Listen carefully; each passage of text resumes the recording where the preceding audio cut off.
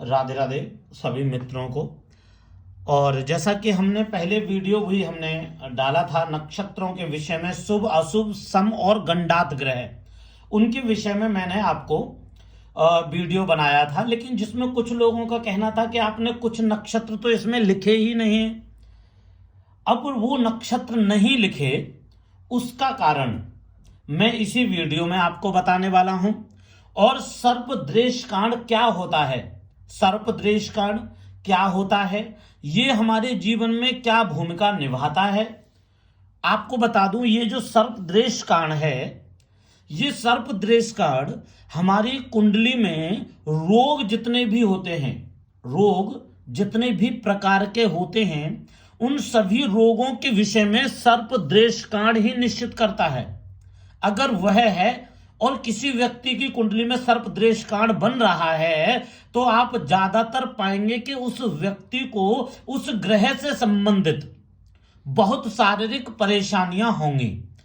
अब ऐसा ही नहीं है, नीच का ग्रह हम देखते हैं। सबसे पहले किसी जातक का नीच का ग्रह, जब भी हम किसी का नीच का ग्रह देखते हैं तो हम कहते हैं कि ये नीच का ग्रह है, इससे संबंधित परेशानी होंगी। हाँ बिल्कुल, जैसे कि मान लीजिए किसी की कुंडली में बृहस्पति नीच का होता है, तो हमने पाया है कि पेट से संबंधित ज्यादा परेशानी होती है, लीवर किडनी से संबंधित अधिक परेशानी होती है। और भी हमने सबसे पहले देखा मंगल नीच का होता है तो ब्लड प्रेशर से संबंधित परेशानी ज्यादा होती है। हमने ये भी नोटिस किया है कि उसके दिल के ऑपरेशन होने के चांसेस रहते हैं, हार्ट ऑपरेशन हुए हैं। हमने बहुत सारी चीजें देखी हैं, लेकिन और हमने सूर्य के नीच होने से ये भी देखा है कि मस्तिष्क से संबंधित बहुत सारी परेशानियां उस व्यक्ति को लगी हुई हैं। सम्मान भी उसको ज्यादा नहीं मिलता, सम्मानहीन व्यक्ति होता है सूर्य नीच होने पर। ऐसे बहुत सारे योग हमने देखे, लेकिन आज का विषय है सर्पदृश कांड। सर्पदृश कांड का देखने का सबका अपना अपना एक तरीका होता है। तो सबसे पहले मैं पुराना वाला जो वीडियो मैंने बनाया था उसके विषय में, इसमें ही लिंक है, मैं उस लिंक को आपको बताऊंगा। ठीक है, मैं उस लिंक को आपको बताऊंगा, आप उन लिंकों को अच्छे से समझें और उन लिंकों को पूरा वीडियो देखें। इस वीडियो को भी पूरा देखें जिससे कि आपको यह पूरा अच्छे से समझ में आ जाए। अब देखिए, यह है सर्पदृश कांड। हमने लास्ट में बताए थे शुभ अशुभ सम नक्षत्र, शुभ अशुभ सम नक्षत्र ये सभी हैं। अब इनमें चरण देखिए, एक भाव 30 अंश का होता है। एक भाव कितने अंश का होता है? 30 अंश का। एक भाव, ये सब 30-30 अंश के हैं। ठीक है, इसमें एक राशि मेष राशि होगी और मेष राशि के 4 चरण, मेष राशि के 9 चरण होंगे। एक नक्षत्र के 4 चरण होंगे, तो 9 चरण एक राशि के होंगे और एक नक्षत्र के 4 चरण होंगे। तो 4-4 चरण तो एक राशि के अंतर्गत आ जाएंगे, लेकिन जो एक चरण है वो जो नक्षत्र के 4 चरण हैं उसमें से एक चरण इसमें आ जाएगा। जैसे कृत्तिका नक्षत्र का पहला चरण इसमें है। ठीक है, उसके बाद उसके जो 3 चरण हैं वो द्वितीय भाव में आपको दिख रहे हैं, और 4 चरण रोहिणी नक्षत्र के, मृगशिरा नक्षत्र के 2 चरण, और 2 चरण जो मृगशिरा नक्षत्र के शेष बचे वो आपको तृतीय भाव में 2 चरण दिखेंगे। उसके बाद आद्रा नक्षत्र के 4 चरण, और 4 और 2 6 हुए। तो अब हमें 3 और चाहिए, तो पुनर्वसु नक्षत्र के ये 3 चरण हो गए, तो यहां 9 चरण पूरे हो गए। इसी तरीके से सभी नक्षत्रों को जोड़ते हुए 9 चरण इनके निश्चित हुए हैं। अब आपको धीरे धीरे आपको यह समझ लेना है अच्छे से। क्यों? क्योंकि अगर आपसे यहां मिस्टेक हो गई, देखो आपको यहां क्या क्या देखना है, आपको क्या देखना है, सबसे पहले यहां अंश देख रहे हैं। ठीक है, क्यों? क्योंकि अंश बहुत ज्यादा महत्व रखते हैं। जब भी हम सर्पदृश कांड देखेंगे, सर्पदृश कांड जब देखेंगे तो हम सबसे पहले अंश देखेंगे, अंश के बाद राशि देखेंगे, और राशि देखने के बाद नक्षत्र देखेंगे। ठीक है, अब आप समझिए, ध्यान से समझना, क्योंकि यह सर्पदृश कांड समझने के लिए आपको यह वीडियो अच्छे से देखना होगा। और भी बहुत सारी वीडियो हम आपके लिए बनाएंगे, तो आप इसके लिए हमारा चैनल सब्सक्राइब कर लें और बेल आइकन जरूर दबाएं, जिससे कि आपको वीडियो हमारा समय से प्राप्त होता रहे। अब देखिए, सबसे पहले महत्वपूर्ण क्या होता है। सबसे पहले हम महत्वपूर्ण विषय लिखते हैं। आप सबसे पहले नोट कर लीजिएगा सर्पदृश कांड। सर्पदृश कांड में आप देखेंगे कर्क राशि का दूसरा और तीसरा चरण।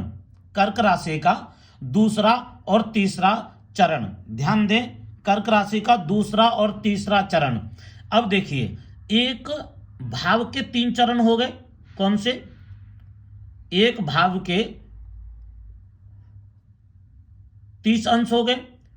अब 3 चरण हो गए, तो आपने एक भाग यहां बांट दिया, एक भाग आपने इस भाग को बांट दिया। अब आपने जब इसको 3 भागों में बांट दिया तो 1, 2 और ये 3, 10-10 अंश के ये अंश हो गए। ठीक है। अब कर्क राशि का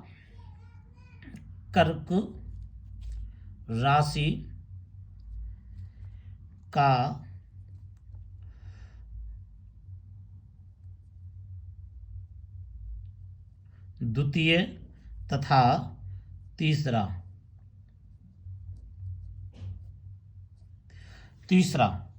द्वितीय और तृतीय चरण। ठीक है। द्वितीय और तृतीय चरण, इसमें सर्पदृश कांड होगा। कर्क राशि का द्वितीय और तृतीय चरण। ठीक है। तो सर्पदृश कांड देखते समय मान लीजिए कि 10 अंश से पहले कोई ग्रह आया कर्क राशि में, और कितने अंश चलकर आया? 10 अंश चलकर आया कर्क राशि में, तो वह सर्पदृश कांड नहीं कहलाएगा। परंतु वही ग्रह द्वितीय चरण और तृतीय चरण, ठीक है, हमने इसके क्या कर दिए? 3 चरण कर दिए।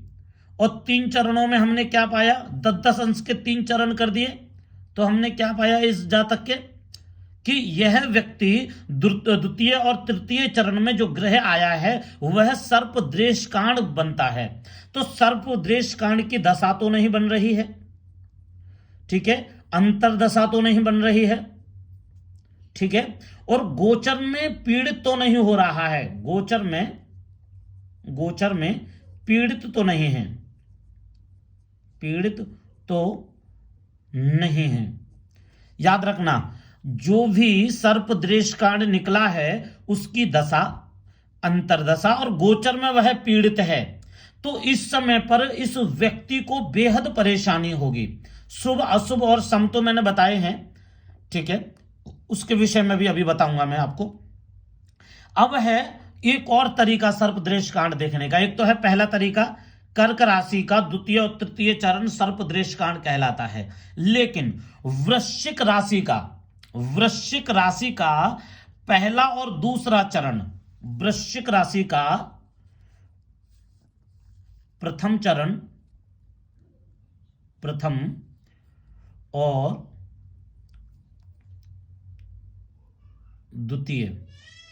द्वितीय चरण, मान लीजिए इस व्यक्ति का यह है वृश्चिक राशि, और वृश्चिक राशि का प्रथम और द्वितीय चरण सर्पदृश कांड कहलाएगा।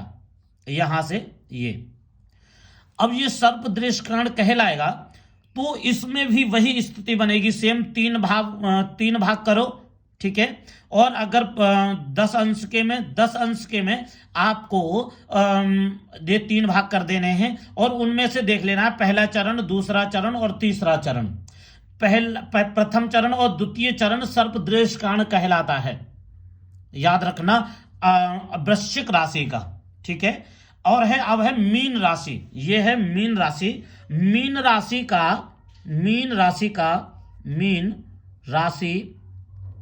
का तीसरा चरण। याद रखना, मीन राशि का तीसरा चरण, ठीक है, सर्पदृश कांड कहलाएगा। ये सर्पदृश कांड है, याद रखना, ये सर्पदृश कांड है। सर्पदृश कांड में हम क्या देखते हैं? कर्क राशि का द्वितीय और तृतीय सर्पदृश कांड होगा, वृश्चिक राशि का प्रथम द्वितीय सर्पदृश कांड होगा, और मीन राशि का केवल तीसरा भाग सर्पदृश कांड होगा। अब इन सर्पदृश कांडों में कुछ लोगों ने कहा सम, और आपने 2 नक्षत्र 3 नक्षत्र आपने नहीं लिखे, तो आप ये समझ लीजिए जैसे धनिष्ठा हुआ, धनिष्ठा नक्षत्र, ठीक है। श्रावण नक्षत्र हुआ, ये कर्म क्षेत्र और लाभेश क्षेत्र में पड़ते हैं, ठीक है। अगर यह दोनों के चरण में आया हुआ ग्रह अगर अच्छी अवस्था का नहीं है तो अच्छे फल नहीं आएंगे, ठीक है। अगर इन दोनों के भावों में आया हुआ नक्षत्र में जो ग्रह आया है उन ग्रहों की अवस्था अच्छी नहीं है तो वो अच्छे परिणाम नहीं देंगे, और वह शुभ है तो शुभ परिणाम नहीं देंगे। याद रखना, यह आपके लिए बहुत ज्यादा जरूरी है। एक आध नक्षत्र और भी हो सकता है, लेकिन आप समझ लीजिए जो नक्षत्र में आया हुआ ग्रह अगर वह मजबूत नहीं है तो वह परिणाम नहीं देगा, ठीक है। अगर वो अच्छा है तो उससे संबंधित सभी प्रकार के बहुत अच्छे लाभ प्राप्त होंगे, ठीक है। अब सर्पदृश कांड में हम क्या क्या देखते हैं? सर्पदृश कांड में हम मृत्यु भी देख सकते हैं, सर्पदृश कांड में मृत्यु देख सकते हैं, हम सर्पदृश कांड में रोग देख सकते हैं, और सर्पदृश कांड से दशाओं के आधार पर हम किसी की दुर्घटना भी देख सकते हैं, ठीक है। सर्पदृश कांड में हम क्या देख सकते हैं? दुर्घटना, मृत्यु, रोग, ठीक है।